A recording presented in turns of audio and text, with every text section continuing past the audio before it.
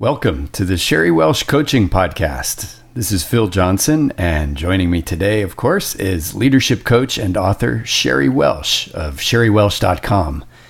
Sherry is a coach who works with individuals privately and also with groups within companies. And you can get her book, which is titled Slowing Down: Unexpected Ways to Thrive as a Female Leader, from any major book retailer. Sherry, thanks for joining us today. Thank you, Phil. Great to be here.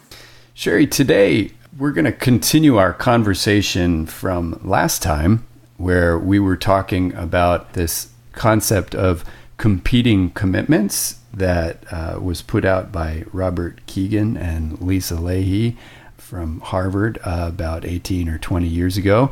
So maybe you could start today by giving us a little bit of a recap of this idea of competing commitments. Sure. And it keeps showing up ever since we first talked about it. And I first really started connecting the dots for my own self and my story of my business, which is just fine. Actually, it's quite good. And I kept saying I wanted even better, right? I wanted it to grow at a faster rate. I wanted it to be more expansive.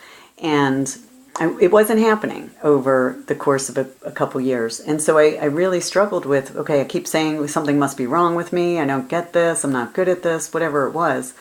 And I discovered it was really my competing commitment that my time and attention was going to being available for my son. As he was in his teenage years, we moved a couple times, helping him get settled, readjusted, and then getting him ready for young adulthood and going off to college.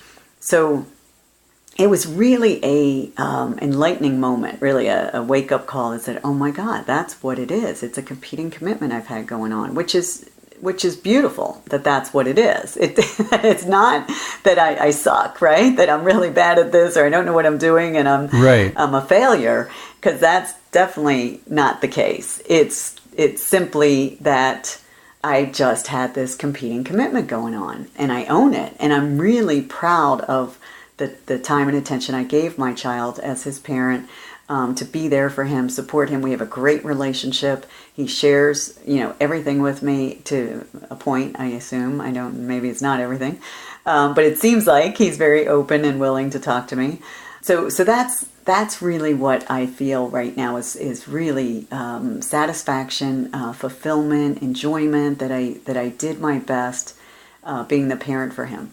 And my business continued to stay, good. And now I have some freed up time as he's moving on into his next phase of life, that I can now give it to my other love, which is my business, which I'm very excited about, and the clients that I work with. So that's the step that I discovered. And as what we're going to talk about today, as part of that discovery and kind of awareness, what came up was the impostor syndrome conversation. And so that's part of the competing commitment process that Robert Keegan and Lisa Leahy talk about.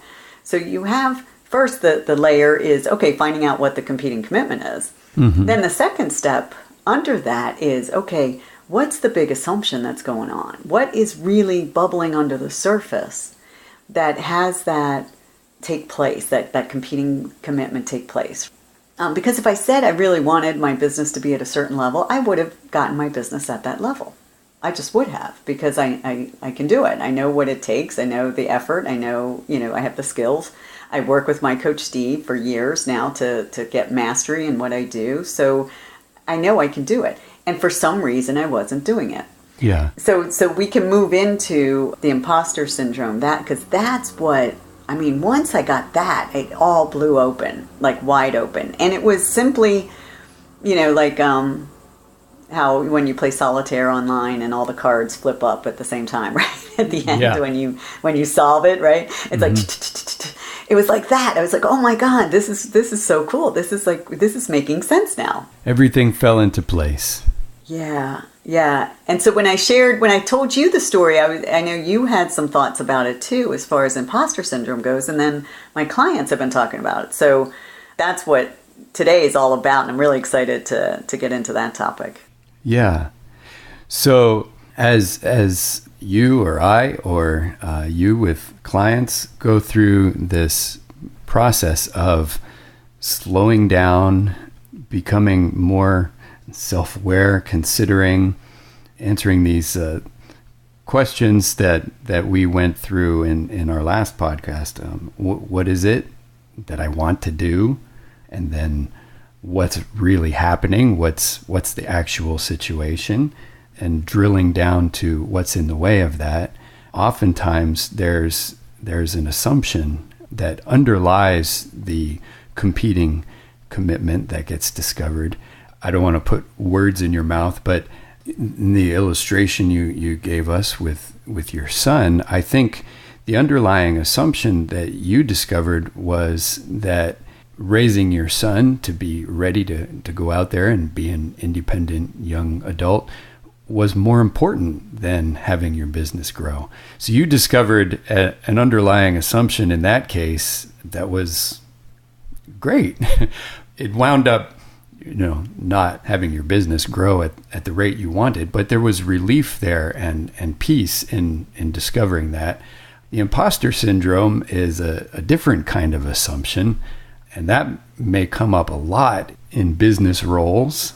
So maybe you can talk about imposter syndrome as it shows up in the professional realm, and as you've heard about it from some of your clients or maybe from your own experience as well. Yeah, absolutely. Yeah, because that's again one of the underlying big assumptions that's in the is the holdback of why someone or something isn't happening the way you say you want it to happen. So in my case, when I first discovered this, I really knew that I had this imposter syndrome going on for years and years and years. And it started, when I'm playing all this back and I'm sharing the story, I'm like, oh my God, this started, way back in college when I was studying to be an engineer. I didn't really want to be an engineer, but I was told to be an engineer. And, okay, it made sense. I liked math and science, and so that's what I did.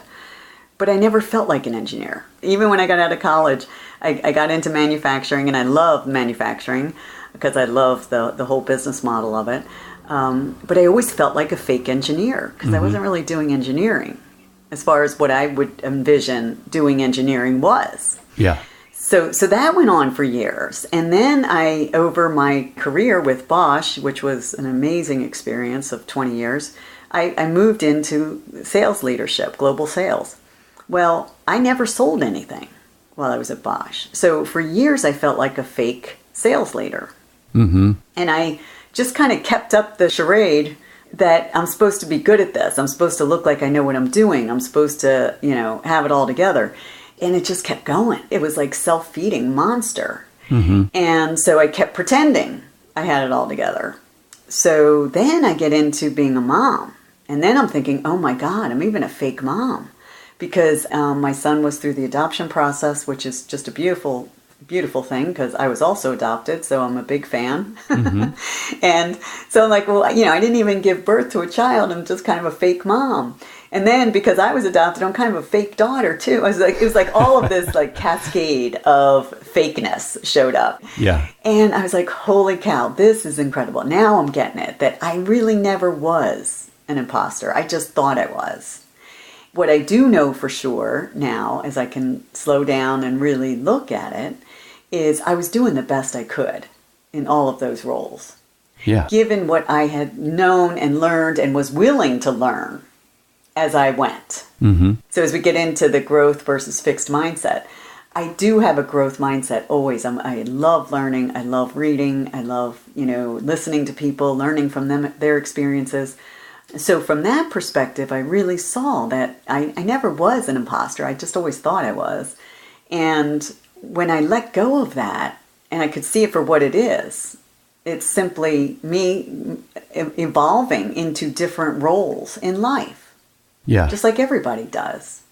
And even though I have an engineering undergraduate degree and I never did officially on engineering, it doesn't matter. What I learned with that education gave me the skills and the ability to do critical thinking at a level that had me progress in my career and do well in the jobs that I did have. Yeah. And so they're building blocks. And so that now I can see as that's what's true in life. For me, in my career, that they were all building blocks to get me where I am today. Being a mom, when you're a mom of a young infant to a toddler to a school-age kid into now young adulthood, the role changes as you go. Mm-hmm. And there's no right or wrong way to do it. You do the best you can, given what you're believing and understanding in the moment. Mm-hmm. Yeah, so as I talk about the imposter syndrome, I'm like, oh my God, this is the underlying assumption too for not putting too much in my business because I was a little bit afraid. What happens if it gets too big? Then I won't have this flexibility to be available for my son.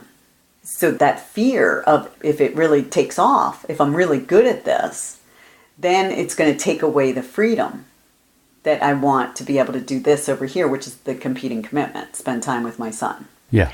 And then as I progressed in my geographical locations, I've lived in many places around the world, but I was lately in Michigan for 20 years. And I'm not from Michigan. I didn't have family there. I didn't really want to be there for the long term. I love Charleston. I always wanted to come back to Charleston. So I had that underlying competing commitment that I didn't want to establish a strong foothold in Michigan because I wanted to be in Charleston. Mm-hmm. Well, now I can see it's just a simple plane ride to get back up to Michigan to serve clients and create business there, which I love. So now I'm excited to go back to Michigan. Yeah. And so I show up differently. So the energy I bring to the work I do there now is very different than what it was when I was up there. Yeah. Feeling like I was trapped, feeling like I wanted to be somewhere else, which was Charleston. So that's the connection with competing commitments and the imposter syndrome, that it's pretending I like it here. It's pretending I like what I'm doing. It's pretending that I'm good at this. Because as you progress in your career, you hold higher positions and more responsibility over time. And you get better at what you're doing because you have experience as the ultimate trainer. And as a parent, as your kid gets older, you've gotten these things kind of figured out after a while. Yeah. So it's just it's a freedom that has come with this truth of seeing that I never was an imposter. I just was believing I was. And now I never have to go back there. Yeah. So if I step into a new role, maybe I'm a new dad and I feel like I don't know what I'm doing. I'm a fake dad. But actually, I'm a dad because I've got a son and I'm new to the role, but I'm going to learn. And if I have a growth mindset and I approach it like I'm going to do the best I can and I'm always going to be learning, there's no reason to feel like I'm an imposter. You could say the same thing about a newly graduated engineer or a newly qualified doctor. They might feel like a fake because they're just out of med school or something like that. But if they have that mindset to learn and gain experience, then they can progress. Actually, in the medical field, they say they're practicing medicine, which is probably something that we should apply to a lot of fields. Yeah, that's a great point. And I know, when I left the automotive world, I was a part of that for 22 years. And I switched to a career briefly in rigid plastic packaging, cosmetic industry. And so it was a huge jump as far as industries go. Right? It was still manufacturing, but it was totally different customers and business model. And this was before I really had this understanding of the energy leadership and the truth of the growth mindset. And so I did feel like, okay, I have to be a certain way. I have to look like I have this figured out, even though I didn't, because I didn't know that model. I didn't know that industry from a manufacturing approach and a global customer approach. So what I found, though, quickly was because I do like to learn and because I naturally, was always open and would ask questions to get clarity as quickly as possible, because I knew then that would just get me up and running faster so I could be more productive faster and make a difference faster. That's always been my underlying motivation. And what I found was so many of what I had learned up to that point in my education, plus all the 22 years of experience in the workforce, was already had me fully equipped to step into that role and do a great job and do the best I could to learn, build new relationships with new customers and new team members and a new industry and get involved, and it's all the willingness to put the time and attention into it, which I did. So I was very quickly up to speed and saw the similarities in what I had done in other industries and other roles. And that's for everybody. Even as I go back, I was a waitress years ago when I was in college. And I see the skills I learned in waitressing, how they applied to global sales leadership. Paying attention to the customer's needs, paying attention to detail, the fine details. It was just all for the learning, all for the evolution of what got me to where I was at that point and where I am today. Yeah. And that's the freedom in it. There's no end in it, which is beautiful, because if it ends, I'm not here anymore. I die. So I don't want to get there too fast. So I'm willing to keep learning. And like you said, practicing medicine. I love that. I want to keep being seen as I'm practicing coach. I've created a business that I want to keep expanding and providing this incredible service because I love it and I want to practice it and get better at it and help people, in different ways that help them get better at what they're doing faster. So they enjoy more freedom. Mm-hmm. That's the key. Because a lot of my clients talk about the imposter syndrome for them too. And once we talk about it, it's like this huge weight is lifted. Because it's like a veil is lifted, like, oh my God, yeah, that's why I've been pushing so hard over here, which is level 2 energy, fighter. You're pushing and forcing this image onto the people you're working with that, yeah, I have this together. Yeah, listen to me. Yeah, I know what I'm talking about. Yeah. Versus, oh my God, you know what? I don't have it all figured out. And I'm willing to hear from you guys that are on the front line. What do you think? Yeah. Help me get up to speed. Help me understand another perspective, because I'm not seeing an answer here. I'm not seeing a solution that works. Right? Yeah. So Sherry, walk us through, this is I want to give you a little thought experiment, okay? Okay. Walk us through jumping industries from Bosch to plastics, and you have imposter syndrome. What's going through your mind? You're thinking, I'm new to this industry. Everybody knows more than me. Take us through what would be happening in your mind if you were stuck in that imposter syndrome. Yeah. Well, and it's not just what's going through my mind. That is the most of it, but also what I'm hearing from others. Well, you only know automotive. You don't know this industry. It's different. So you're being told when you switch over to a new area from others who aren't, they don't trust you yet because they don't know you well enough yet. So you haven't established that relationship to say, okay, they haven't had the experience of you doing what you say you're going to do. They haven't had the experience yet of the transparency of what you're up to, what you know, what you're bringing to the table. What we've talked about many times in the trust model, that was part of it. And because they don't trust me yet, I start to now not trust myself to be able to do the job and do it well. So that's the self-doubt that starts feeding in my mind.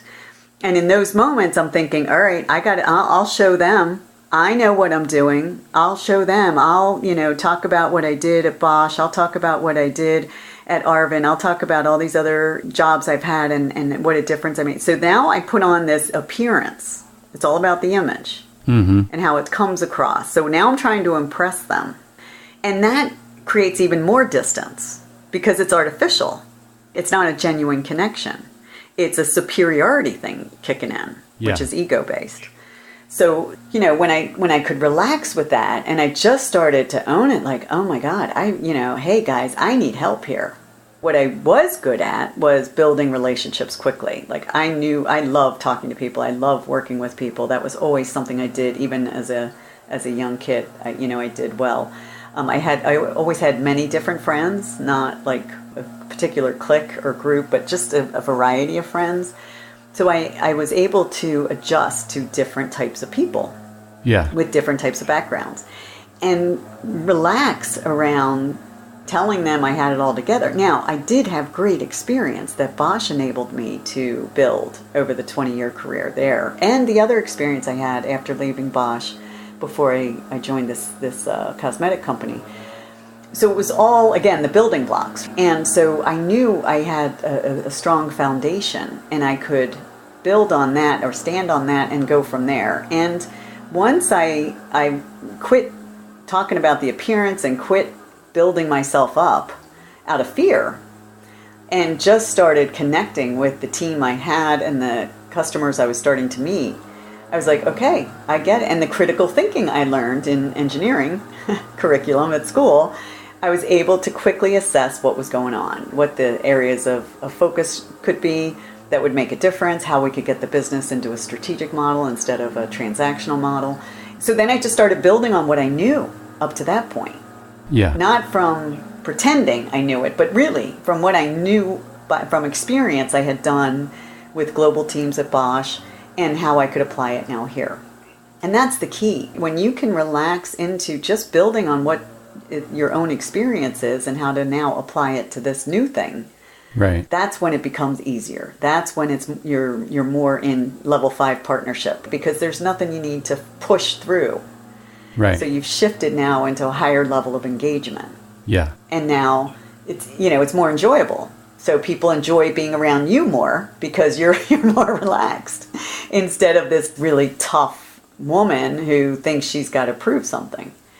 And I did that on and off over the years, and it didn't get me very far. Yeah. And now I can really see that that's what it was. It was this imposter syndrome that kept kicking in.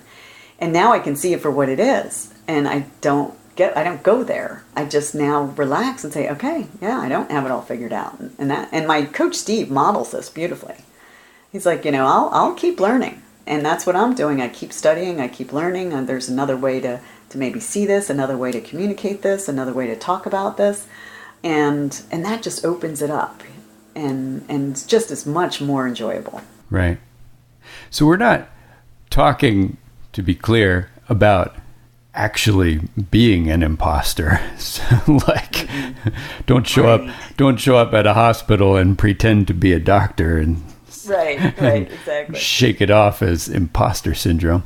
It's more the feeling we get that we're faking it when we step into a new role, those self-doubts that we're not qualified somehow, or the comparisons that are going on in our head. Well, this person is more qualified, or perhaps comparison not with a specific person, but with an ideal. If I was really a good dad, I would be doing it like this because I have some kind of ideal in my mind.